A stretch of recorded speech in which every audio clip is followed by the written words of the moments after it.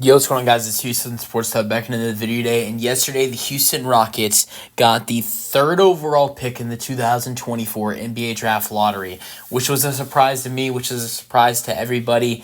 I've been seeing like a lot of people saying like Rockets fans, and I've seen the same thing with Texans fans, saying that it's, a little weird. If you're a Rockets and a Texans fan, Texans didn't have a first round pick this year.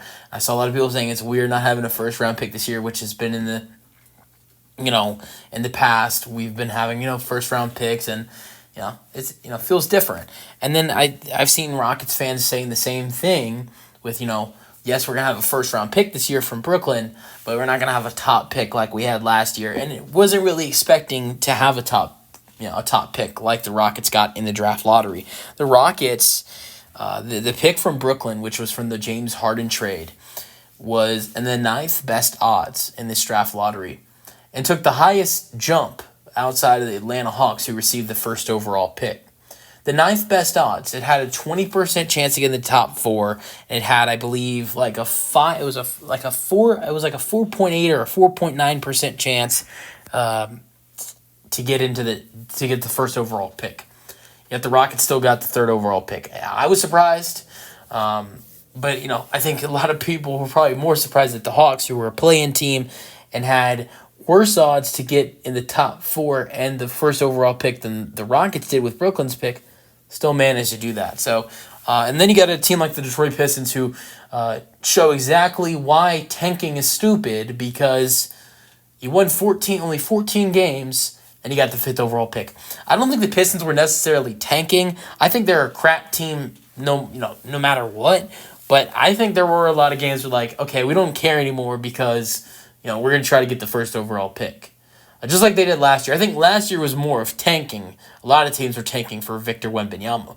But I think this year, they just simply didn't care. And I think, this is a good lesson for Detroit. And there are other teams who, hurt as well. Charlotte only got to the sixth overall pick, being the third worst team in the Eastern Conference. That's not terrible, but Portland was the worst team in the Western Conference, outside of the Spurs, I believe.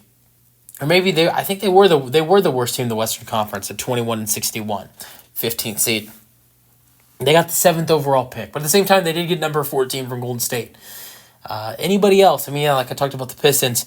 So, but then you got the Rockets and the Hawks, who Rockets went 41-41, had a 19-win improvement, had the most wins ever by an 11 seed in the Western Conference, or most wins by any 11 seed, Eastern or Western Conference, and showed huge growth. And they're still getting top 3 pick.